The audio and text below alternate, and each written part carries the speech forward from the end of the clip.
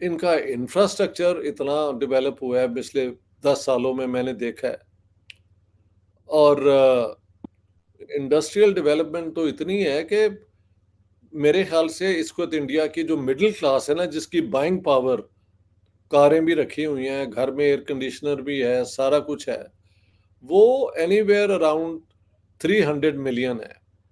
तो अगर आप यूरोप की मिडिल क्लासेस को, जिनके पास पैसा होता है, वहाँ पे तो खैर कोई ऐसा गरीब नहीं होता, लेकिन अ, तकरीबन स्वीडन, डेनमार्क, जी नॉर्वे, फिनलैंड और इनके मिला के उनसे बड़ी मिडिल क्लास इंडिया की बन चुकी। अब ये लड़की, अगर वो क्रिकेटर इतनी अच्छी थी, आज तक मैंने कभी किसी मेल अपना प्लेयर को रिटायर होते नहीं देखा, जब वो इतना कामयाब क्रिकेटर हो।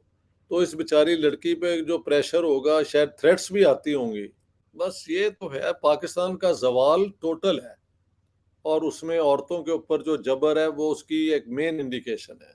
और नॉन मुस्लिम्स पे जो हम जबर करते हैं वो भी दुनिया में मश सब जानते हैं। तो ये ऐसे ही है। जी I am very sorry to hear कि अब ये भी एक हमारी क्रिकेटर को ये फैसला करना पड़ा है। राज बब्बर जी के साथ मिला था, पता है, बब्बर जो हैं वो यहाँ के स्टार हैं, और उनकी फिल्म जी थी एक पंजाबी की, जो मैं समझता हूँ आज तक इतनी बड़ी पंजाबी की फिल्म नहीं बनी, चंद परदेसी।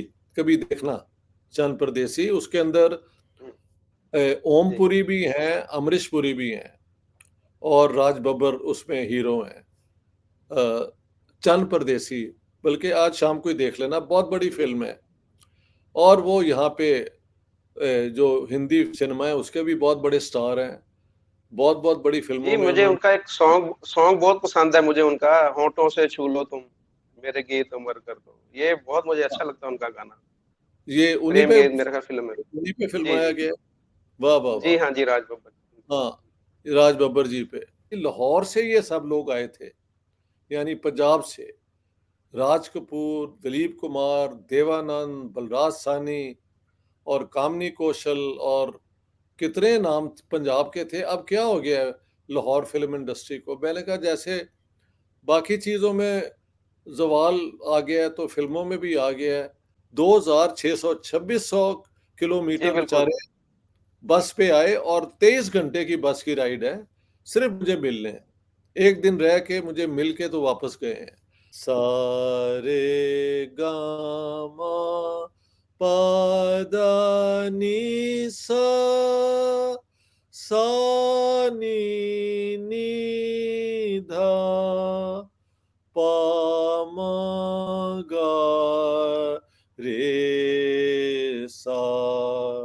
इसमें राग दरबारी है, और दरबारी वाह जी पे वाह, बहुत सारे गाने गाए गए। आप वैसे तो बहुत अमन की बात करते हैं, बहुत आप आते हैं कि जी पाकिस्तान इंडिया के रिलेशन बेहतर होने चाहिए, और दूसरी तरफ पाकिस्तान के अंदर हिंदू मिनोरिटी के साथ ये सलूक हो रहा है। तो ऐसा आपसे किसी ने कभी पूछा कि आप उधर भी थोड़ी तवज्जो करें? हाँ जी, बिल्कुल पूछते हैं। हेलो एंड वेलकम फ्रेंड, मैं हूं मुजफ्फर चौधरी और आप देख रहे हैं हमारा यूट्यूब चैनल परफेक्ट रिएक्शन। दोस्तों, आज हमारे साथ एक दफा फिर मौजूद हैं बरसगीर की मशहूर शख्सियत जनाब प्रोफेसर डॉक्टर इश्तियाक अहमद साहब। किसी तारफ के मोहताज नहीं, आजकल आपको पता है कि इंडिया के टूर पर है और आखिरी उनका इस वक्त हफ्ता जा रहा है और 2-3 दिन में वो वापस स्वीडन चले जाएंगे। तो हम उनसे जानेंगे, इस वक्त वो मुंबई के अंदर हैं और तकरीबन उनका जो टूर है ऑलमोस्ट कंप्लीट हो चुका है। तो इंडिया की तरक्की को कैसे देख रहे हैं? इंडिया ने जिस तरह डेवलपमेंट की है इंफ्रास्ट्रक्चर के अंदर और दीगर जो मामलात हैं, उनके बारे में इनसे हम आज जानेंगे। तो डॉक्टर साहब, सबसे पहले मैं आपको अपने शो में वेलकम कहता हूँ। कैसे हैं सर आप? बहुत बहुत मेहरबानी, बहुत बहुत शुक्रिया मुजफ्फर चौधरी साहब। सब खैरियत है, जी और हिंदुस्तान में इतने अच्छे लोग मुझे मिले हैं, सब ने मेरा बड़ा ख्याल रखा है। तो जी। फिलहाल सेहत भी बिल्कुल ही दुरुस्त ही जा रही है, नो वेरी गुड। कंप्लेंट। जी बहुत अच्छा दौर मेरा गुजरा है यहाँ पे। बिजी बहुत था मैं, बहुत ज्यादा जी। मीटिंग और इंटरेक्शन, लेकिन उसका बहुत मुझे फायदा हुआ।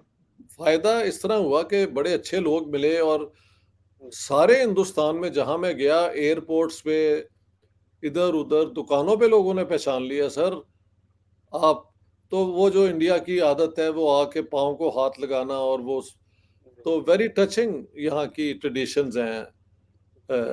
यानी हम एक जगह गए हुए थे तो 2-3 दफ़ा होटल में चेक इन करने के लिए तो वहाँ से वो भागती हुई लेडीज़ आ गईं।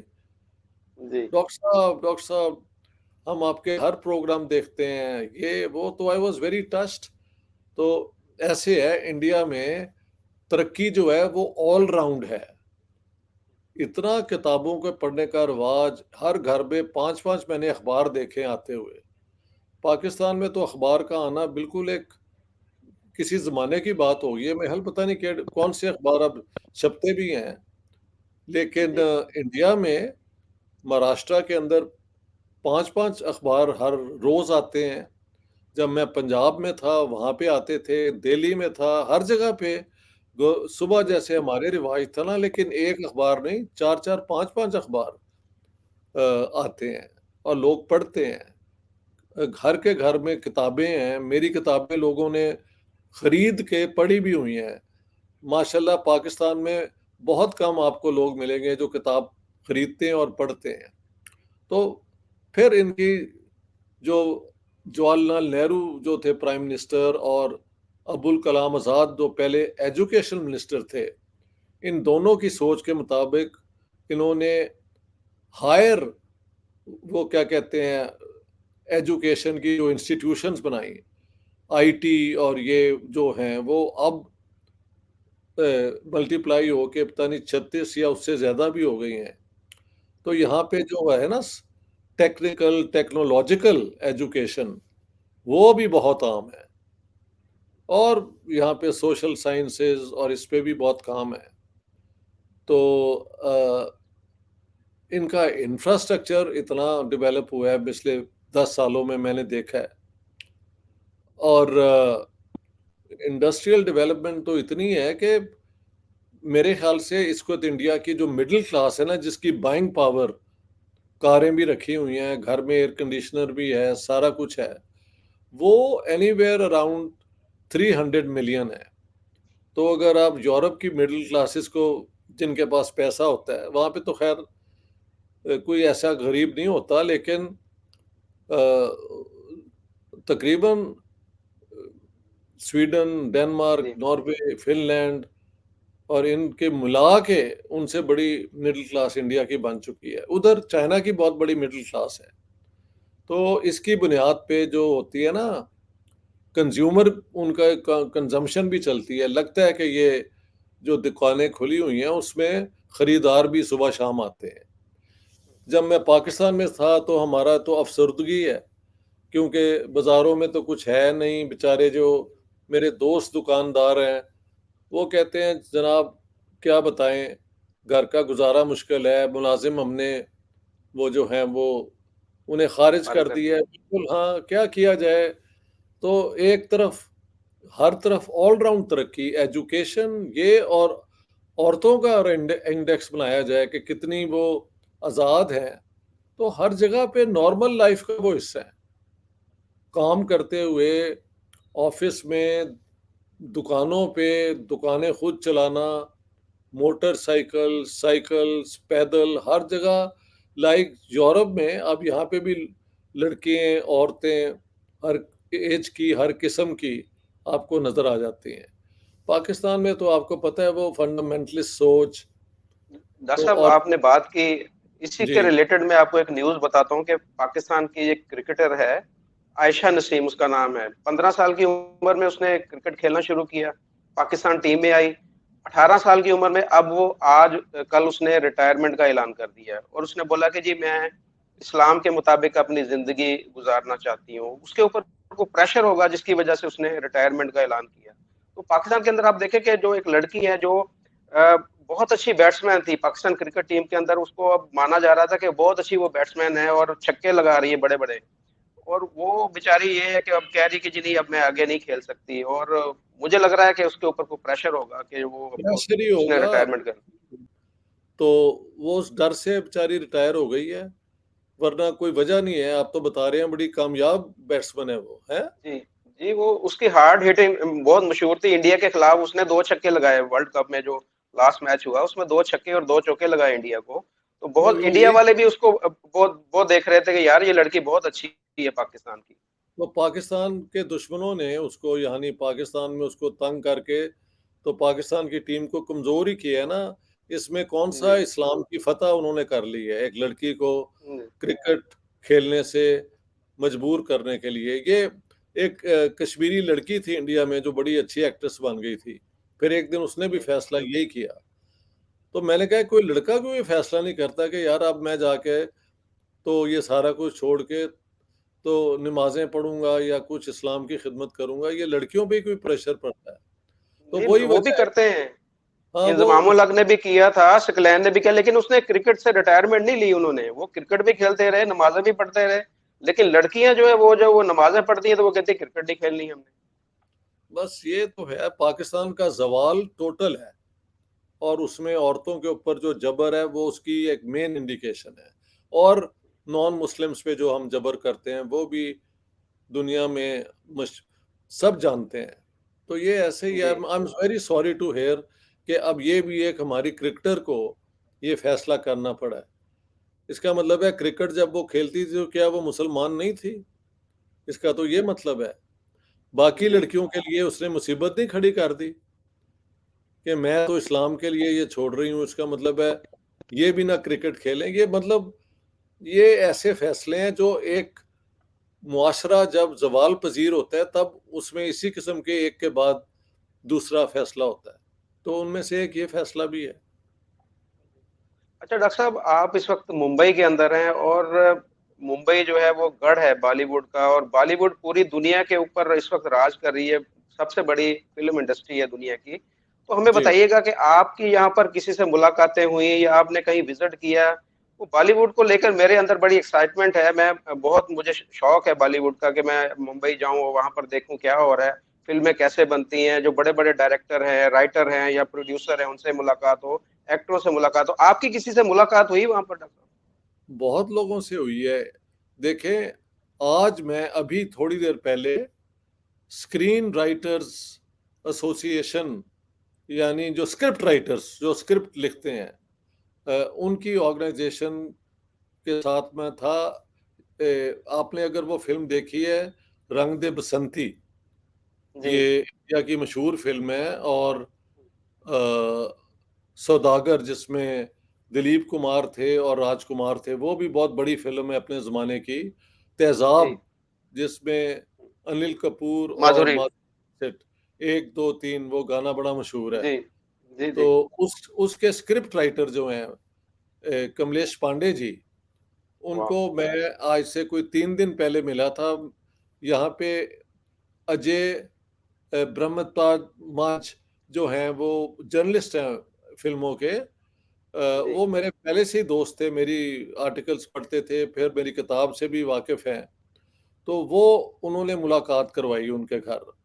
वहाँ पे हमारी बड़ी अंडरस्टैंडिंग हो गई। फिर आज उन्होंने अरेंज किया कि जितने इस राइटर्स हैं वो आए, और उसमें कई फिल्म के म्यूजिक, मतलब मलेरकोटला पंजाब से हैं, इरशाद हमीद या कुछ उनका नाम है, जो आजकल बहुत गाने लिख रहे हैं फिल्मों में, पंजाब के ही हैं। उनसे भी वो वहाँ पे थे। और कई लोग थे, दानिश जावेद साहब वो यूपी के, और अ, विनय पांडे जी, शुक्ला जी, जिनके साथ अभी मेरी मुलाकात हुई। उनकी मशहूर फिल्म वो अभी हम मैं घर आ गया तो होटल आ गया, वो अपने घर यहाँ करीब ही उतरे हैं। तो आज कोई 1.5-2 घंटे उनके साथ मैंने किस वजह से ये किताब लिखी, pre partition Punjab's contribution to Indian cinema. फिर उन्होंने कहा कि ये जी लाहौर से ये सब लोग आए थे, यानी पंजाब से राज कपूर, दिलीप कुमार, देवानंद, बलराज साहनी और कामनी कौशल, और कितने नाम पंजाब के थे। अब क्या हो गया है लाहौर फिल्म इंडस्ट्री को? मैंने कहा जैसे बाकी चीज़ों में ज़वाल आ गया है तो फिल्मों में भी आ गया है। और कोई बड़ी फिल्म कभी कभी लाहौर में, पाकिस्तान में बन जाती है, लेकिन वो जो 50s 60s 70s तक फिल्में बनती थी ना, मियारी फिल्में पाकिस्तान में, वो ख़त्म हो गई हैं। फिर इसके अलावा परसों मैं राज बब्बर जी के साथ मिला था। पता है राज बब्बर जो हैं वो यहाँ के स्टार हैं और उनकी फ़िल्म जी, थी एक पंजाबी की जो मैं समझता हूँ आज तक इतनी बड़ी पंजाबी की फ़िल्म नहीं बनी, चंद परदेसी, कभी देखना, चंद परदेसी उसके अंदर हुँ, जी, ओमपुरी भी हैं, अमरीश पुरी भी हैं और राज बब्बर उसमें हीरो हैं। अ, चंद परदेसी, बल्कि आज शाम को ही देख लेना, बहुत बड़ी जी। फ़िल्म है और वो यहाँ पे जो हिंदी सिनेमा है उसके भी बहुत बड़े स्टार हैं। बहुत-बहुत बड़ी जी, फ़िल्मों में मुझे उन्होंने उनका एक सॉन्ग सॉन्ग बहुत पसंद है मुझे उनका, होठों से छू लो तुम, मेरे गीत अमर कर दो। ये बहुत मुझे अच्छा लगता है उनका गाना। ये प्रेम गीत मेरे ख़्याल फ़िल्म है। उन्हीं पे जी, फ़िल्माया जी। गया है। वाह, वाह, जी, वाह! हाँ जी, राज बब्बर। हाँ, राज बब्बर जी पे। तो फिर मैं उनके घर गया क्योंकि 2001 में जब मैं आया था, तो दिल्ली से एक कॉन्टैक्ट था मेरा प्रोफ़ेसर शमसुल इस्लाम ने दिया था। तो राज बब्बर जी से मुलाकात हुई। तो आपको पता है ये कांग्रेस के मेंबर पार्लियामेंट रहे हैं, 3-4 दफ़ा इलेक्ट हुए हैं राज बब्बर जी। उससे पहले समाजवादी पार्टी जो है, यूपी की उसके ये लीडर थे, आजकल कांग्रेस में हैं।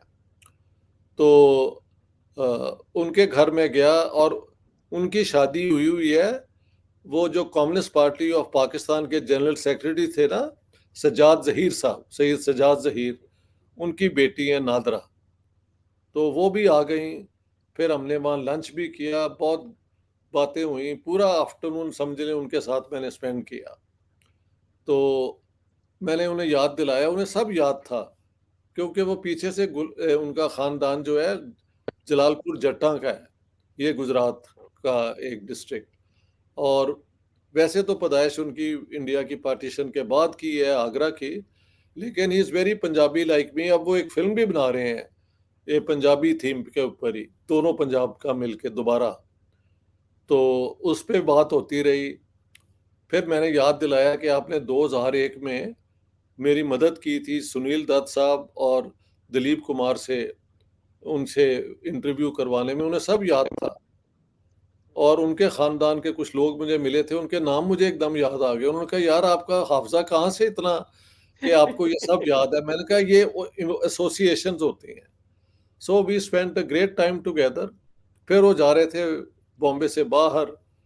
अब कल कोशिश हो रही है कि कुछ और लोगों से यही बॉम्बे फ़िल्म इंडस्ट्री में जो पंजाब से जिनका ओरिजिन है ना, अगर उनसे मुलाकात हो जाए, क्योंकि आज मैंने राइटर्स को मैं मिला और बड़े-बड़े वहाँ पे जो आज के दौर के हैं ना, film screen writers, song writers, story writers, वो सारे आए हुए थे। तो वो अभी पिक्चर्स भी मैं लगा दूँगा उस महफ़िल की। अ, सो अच्छा, बॉम्बे फ़िल्म इंडस्ट्री वालों का यही सवाल था कि यार लाहौर को क्या हो गया है? सारे एक ज़माने में वहाँ से आते थे और छा जाते थे। मैंने कहा पार्टीशन ने जो किया, फिर आखिर में लाहौर का जो एक बड़ा नाम था फ़िल्म इंडस्ट्री में वो ख़त्म हो गया है। वहाँ पे जी, वो वाहियात किस्म की वो हा, हा, हू किस्म की पंजाबी लाउड फ़िल्में बनती हैं, जो एक मयारी फ़िल्मों का दौर था वो ख़त्म हो गया है। तो वो बड़ा दुःख कर रहे थे इस बात का कि यार देखिए लाहौर में तो हमने वहाँ से हमने मंगवाए थे ये एक्टर एक ज़माने में 47 से पहले भी। Prithviraj Kapoor, Kedar Sharma film maker, B R. Chopra, ये सब लाहौर, सियालकोट, राजेंद्र कुमार यहाँ से गए थे, सियालकोट के थे। मनोज कुमार यहाँ से थे और नाम लेते जाएँ वो सब लोग यहाँ से ही गए हुए थे एक ज़माने में। तो ये बातें होती रहीं बहुत। अब बॉलीवुड में जो लेटेस्ट फ़िल्में बन रही हैं, उन पे कुछ बात हुई।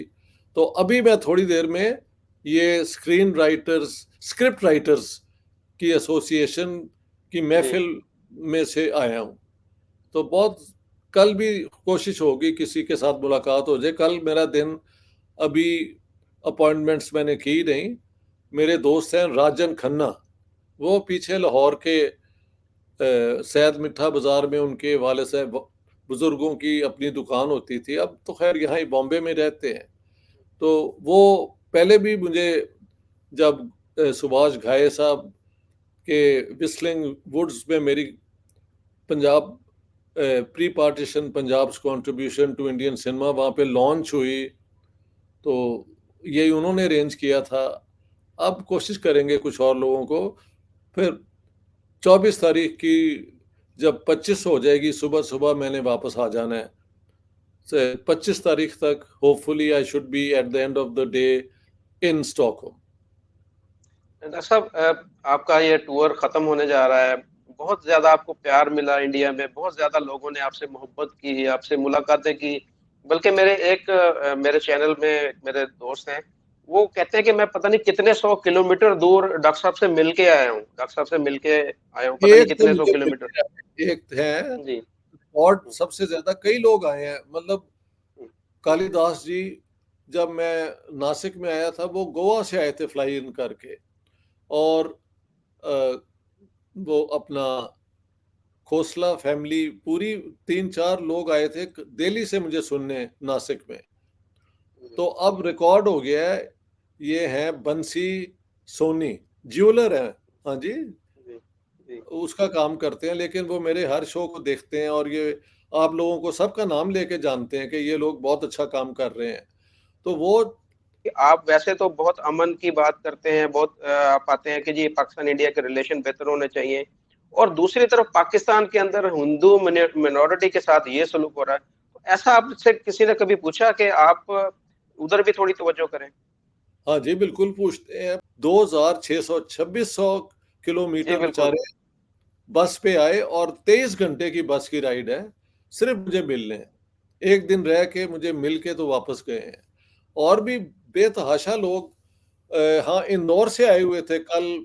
कल ही महल यस, कल ही पुणे में जब मेरी टॉक हुई है, नहीं यार परसों, परसों जब मेरी टॉक हुई है, तो वो इंदौर से आए थे सिर्फ मुझे अपना सुनने के लिए पुणे के अंदर। अब दूर-दूर से लोग बेचारे आए हैं सिर्फ एक मेरी टॉक सुनने के लिए, फिर वापस भी गए होंगे। तो बहुत ज़्यादा लोगों ने इंटरेस्ट लिया है। तो पाकिस्तान डॉक्टर साहब, में तो कैसे हाँ जी। कैसे ये यादें इतनी इतनी जो खुशगवार यादें आप लेकर यहाँ से जा रहे हैं, तो ये यादें आपको वहाँ पर तंग भी करेंगी, दोबारा भी ये लोग कहेंगे कि जी दोबारा आएँ, तो फिर अभी वापसी का अभी आपका क्या प्लान है कि दोबारा? अभी इनविटेशंस हैं कि हम कोशिश कर रहे हैं यहाँ पे आप आके कुछ वो विंटर में या कुछ 1-2 महीने क्लासेस पढ़ाया करें। तो ये तो मैं जैसे लाहौर में नहीं था आया करता 2013 से जी। लेके 2019 तक, जब कोविड नहीं हुआ तो हर साल मैं आता था सर्दियों में पढ़ाने। तो हो सकता है अब इंडिया में भी हो जाए, अगर ना भी हो तो लोग मुझे अब बुलाते ही रहेंगे। आज मैं एक महफिल में था लंच के वक़्त, वो एम गोपाल और उनकी बेगम इंदिरा जी और उनके दोस्तों के साथ मुलाकात थी। वहाँ पे बहुत बड़े एक लॉयर जो हैं अपने दौर के, जो दिलीप कुमार और इन सब के भी लॉयर थे, हैं, या अब तो ख़ैर मतलब ही इज़ 95 वो उनकी उम्र है, बट वेरी फिट। हमने दोनों ने गाना भी वहाँ गाया, राग रूग भी जो हम वाह! दोनों जानते हैं। तो उनके ग्रैंडसन थे, उन्होंने कहा मेरे ग्रैंडफ़ादर भी 17 इयर्स ओल्ड हैं, तो प्रोफ़ेसर साहब आप भी 17 इयर्स ओल्ड हैं। आप लोग दोनों अभी वोटिंग राइट ही नहीं आपको मिला, यू आर स्टिल बॉयज़। तो बहुत रौनक रही। अपना उनका नाम है त्रिवेदी साहब, बहुत बड़े लॉयर तो हैं। डॉक्टर साहब, वो जो आपने गाना गाया उसकी वीडियो अगर मिल जाए तो मैं यहाँ पर लगा दूँ अब हमारे देखने वालों को, नहीं, अगर वो उसकी थोड़ा-सा मैंने क्लिप मिल जाए। उन्होंने राग भीम पलासी का तान लगाई थी, फिर मैंने राग दरबारी की लगाई। वो मैं कहते हो तो लगा देता हूँ तुम्हारे लिए। हाँ जी, हाँ जी। हाँ जी, ज़रा ज़रा हमारे देखने वालों को पता चले डॉक्टर साहब ये गाना भी गा दरबारी लेते हैं। सा रे गा मा पा दा नी सा, सा नी नी धा, पा मा गा रे सा। इसमें राग दरबारी है और दरबारी वाह जी में वाह! बहुत सारे गाने गाए गए। तो ये मैंने सुनाया, उन्होंने भीम पिलासी सुना दिया, उसकी तान लगा दी। तो वहाँ वो था कॉलोनियल दौर का क्लब, उसे कहते हैं रॉयल याट क्लब। तो वहाँ पे और भी लोग अपना लंच लंच कर रहे थे, एवरीबॉडी वाज वाचिंग के व्हाट इज हैपनिंग देयर। तो बड़ा म्यूजिक पे भी बात हुई, गानों पे भी बात हुई। ये लंच था। शाम को ये स्क्रिप्ट राइटर्स एसोसिएशन में वहाँ पे सबकी फ़ोटो लगी हुई है। साहिर लुधियानवी की, वो फाउंडर मेंबर्स में थे।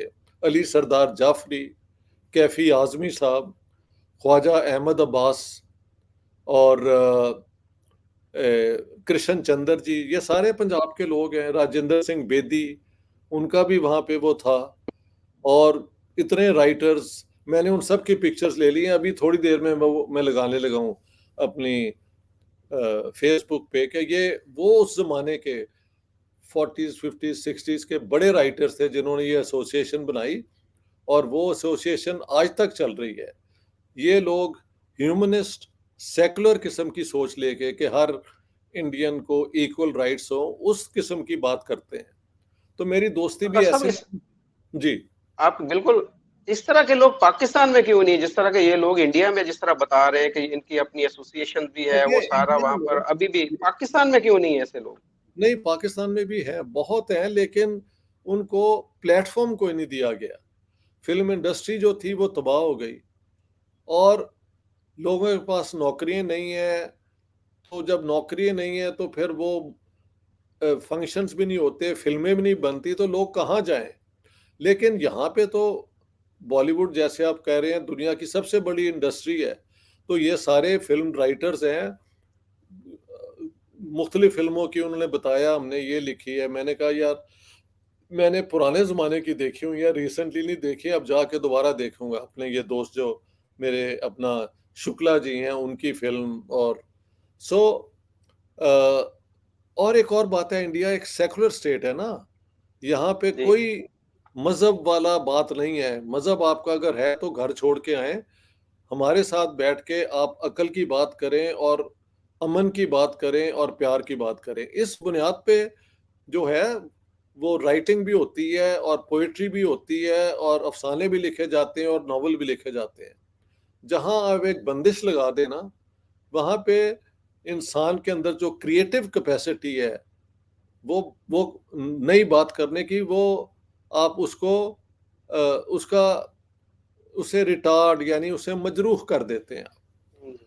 तो बहुत फ़र्क है हिंदुस्तान में इंटेलेक्चुअल फ्रीडम का, ये राइटर्स के लिए फ़िल्मों में जो हैं, और पाकिस्तान में हुआ करते थे। बड़े-बड़े अच्छे राइटर थे, सॉन्ग राइटर भी थे, म्यूज़िक डायरेक्टर भी हुआ करते थे।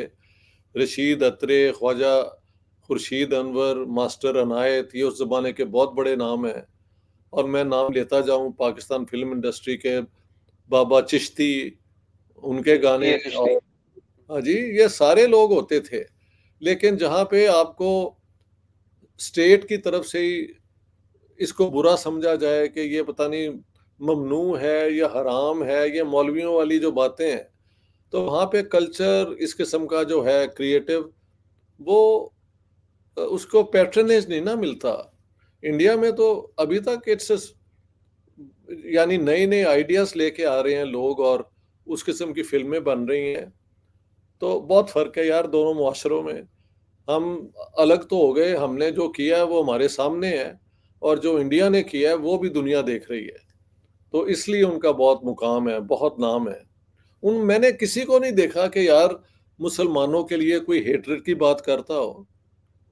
हाँ जी, और हर जगह पे, अब ये मैं जो महफ़िल में गया था उसमें 3-4 मुसलमान थे, और 10-12 शायद हिंदू और सिख, मैंने पूछा भी नहीं, लेकिन कुछ के नाम मुझे पता लग गए कि ये दानिश जावेद साहब हैं, ये अपना इरशाद साहब हैं, और एक और भी वहाँ पे थे। तो अ, मिले-जुले जो राइटर्स हैं वो वैसे ही मिलते हैं। म्यूज़िक डायरेक्टर भी अभी तक आपको ए आर रहमान, यहाँ के बहुत बड़े म्यूज़िक डायरेक्टर हैं, जो छा गए हुए हैं। हर फ़ील्ड में तो हैं, और खान्स जो हैं वो अभी तक रूल करते हैं। कल जी। शाम को मेरे वो यहाँ पे हैं उमैर खान, राइटर हैं, जो अपने घर, कल मैं बॉम्बे के मुसलमानों से मिला था। तो पूरी वो मैंने जो है ना कार्रवाई, वो पूरी फ़ेसबुक पे फ़ोटो लगाई है, उनके साथ महफ़िल हुई, बातें हुई, और बाद में उन्होंने कहा चलें आपको दिखाते हैं। तो शाहरुख खान के घर शाम रात पड़ चुकी थी, बारिश बारिश, ये महीने, ये दिन है बारिश के। तो फिर मैंने देखा यार लोग उसके घर के बाहर खड़े हुए हैं। कि शायद शाहरुख बाहर आए और रात के वक़्त। और मैंने कहा ये क्या? वो कहते हैं हर वक़्त यहाँ पे लोग खड़े होते हैं, एक शाहरुख के घर के आगे और एक अमिताभ बच्चन के घर के आगे। वहाँ पे भी आप जाएँगे तो लोग खड़े होंगे कि इनकी एक झलक मिल जाए। तो ख़ैर शाहरुख हमने तो फिर घर के पीछे मैंने पिक्चर भी ली है। उसके घर का नाम है अमानत। तो उस बैकग्राउंड में एक पिक्चर भी मेरी है फ़ेसबुक के ऊपर। सो ऐसे है कि बॉम्बे फ़िल्म इंडस्ट्री बहुत बड़ी फ़िल्म इंडस्ट्री है और यहाँ पे क्योंकि आज़ादी है लिखने की और सोचने की, तो उसकी वजह से क्रिएटिव चीज़ें भी यहाँ पे बहुत हैं। पाकिस्तान में जो बेचारे क्रिएटिव आर्टिस्ट हैं, उनको नौकरी उनके पास नहीं, घर नहीं चलते तो वो क्या करें? कहाँ नज़र आएँ आपको? वो छोटी-छोटी महफ़िलों में मिल जाते हैं। लेकिन होता है ना एक जगह बैठ के जिस तरह इनकी स वहाँ पे गए पूरी ऑफ़िस है, ऑफ़िस में लोग काम करते हैं, पूरी उनकी हिस्ट्री वहाँ पे लिखी हुई है, किसने क्या किया। वो सारी पिक्चर्स मैं लगा रहा हूँ आज, ताकि लोग देख लें कि इतनी बड़ी एसोसिएशन ने मुझे वेलकम किया और मेरी बातें बेसिकली मुझसे सुनते रहे। जिन्ना पे जो मेरी किताब है और पार्टीशन ऑफ पंजाब पे और फिर पंजाब का कंट्रीब्यूशन टू इंडियन सिनेमा, फिर उनका काम भी मैंने सुना तो बहुत इज्जत दी मुझे। कल राज बब्बर साहब ने और साहब खास तौर पे कमलेश पांडे जी ने ये सारा कुछ किया और तो ये है इंडिया की अचीवमेंट्स। अच्छा डॉक्टर साहब ये देखें आपने बड़ी अच्छी यहाँ के लोगों की बातें बताई कि बहुत आपके साथ ताउन किया सारा कुछ किया। अच्छा एंड में मैं एक चीज आपसे पूछूंगा कि पाकिस्तान के अंदर पिछले हफ्ते 2 मंदिर जो है तोड़े गए। एक मंदिर वैसे डिमोलिश किया गया और एक मंदिर के ऊपर रॉकेट हमला हुआ। तो आपके कोई यहाँ पर ऐसा सवाल तो नहीं करता कि जी पुणे के अंदर जब मेरी अब ये Gokhale institute for politics and economics बहुत प्रेस्टिजियस ऑर्गेनाइजेशन है इनकी, जो होते हैं ना टॉप जी, इंडिया की, उन्होंने मुझे इनवाइट किया था।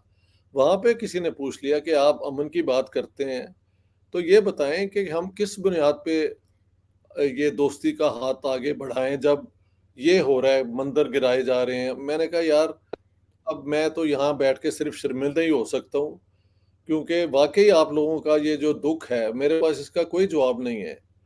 और मैंने तो फिर सुना था कि सुप्रीम कोर्ट ने कहा कि दोबारा वो मंदिर बनाया जाए। पता नहीं ऐसी कोई रूलिंग आई है या नहीं आई? ये नहीं अभी सुप्रीम नहीं आई डॉक्टर है, चुप हो गया सुप्रीम कोर्ट। साहब। जी, अभी क्योंकि नहीं आई कोई। पाकिस्तान की सुप्रीम कोर्ट ने पहले एक दफ़ा जब कोई मंदिर गिराया था तो हुक्म दिया कि इसको दोबारा बनाओ।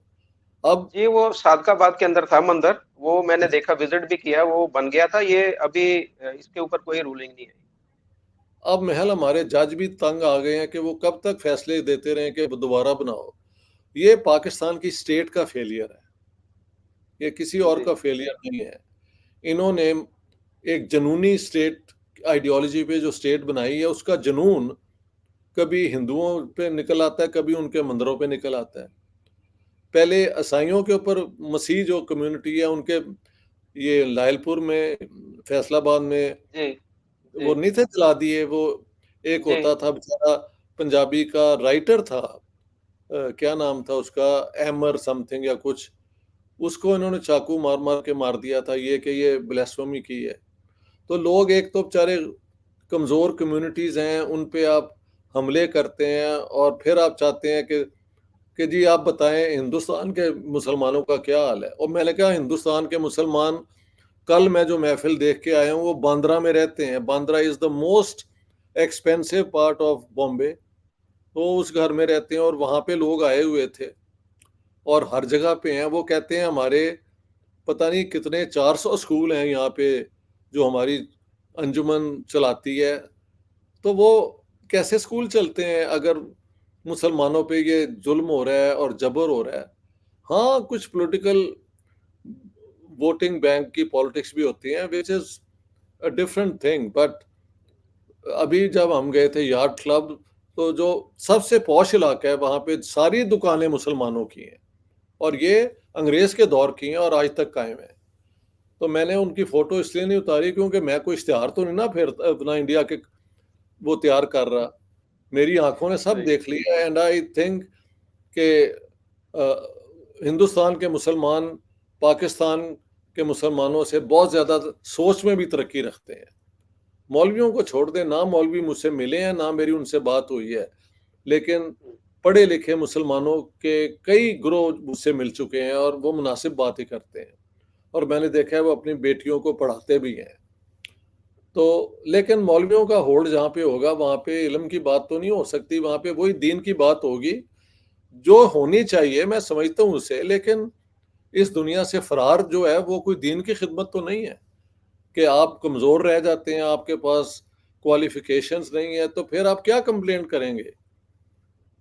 ठीक है? तो ये है बिल्कुल, मसला। हाँ जी। बिल्कुल, हमें देखिए यहाँ पर बात की जाती है कि इंडिया के जो मुसलमान हैं, सबसे पहले हमें देखना चाहिए कि पाकिस्तान के अंदर हिंदुओं की क्या सूरत-ए-हाल है, उधर हम नहीं, तवज्जो नहीं नेवर। करते। हाँ, नेवर। हमने तो कभी ये सोचा ही नहीं ना कि जो असूल हम एक्सपेक्टेशन दूसरों के साथ रखते हैं वही हमारी है। No, we only can complain and but when others complain we can say कि नहीं जी कुछ भी नहीं हुआ, ये तो एमी प्रोपेगेंडा है। लेकिन सबको पता है मंदिर गिराया गया, अब आप कहते हैं दूसरे मंदिर पे भी हमला हुआ है, जी, रॉकेट हमला हुआ वहाँ पे। रॉकेट हमला हुआ है। जी, रॉकेट हमला हुआ। तौबा तौबा! अब ये बताएं इसका कहाँ ये चाहते हैं कि हिंदुस्तान में पाकिस्तान में जो 1.6% हिंदू हैं वो भी वहां से चले जाएं, इसका तो यही मतलब है ना। ये रॉकेट रूकेट चलाने वाले वो लोग हैं जो उस जमीन को बेच के तो करोड़ों कमाना चाहते होंगे, जी, वरना ये ऐसे ही है। मंदिर तो कई 100 साल से खड़े हैं, पहले तो लोगों ने उस पर हमला नहीं ना किया। तो जी, इसमें आम लोग कभी मुलव्वस नहीं होते, मेरा ख्याल है।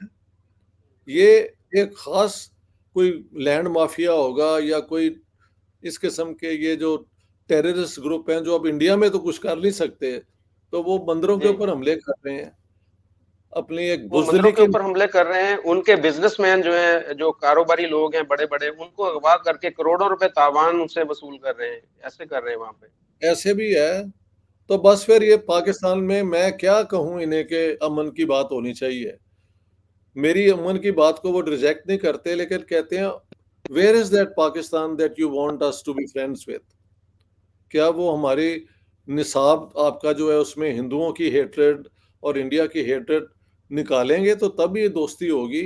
ये टेररिस्ट जो हैं और वो कहते हैं कि पाकिस्तान से बहुत ज़्यादा वो ड्रोन्स आती हैं जिसमें हथियार भी होते हैं और ये होती हैं यार ये ड्रग्स होती हैं।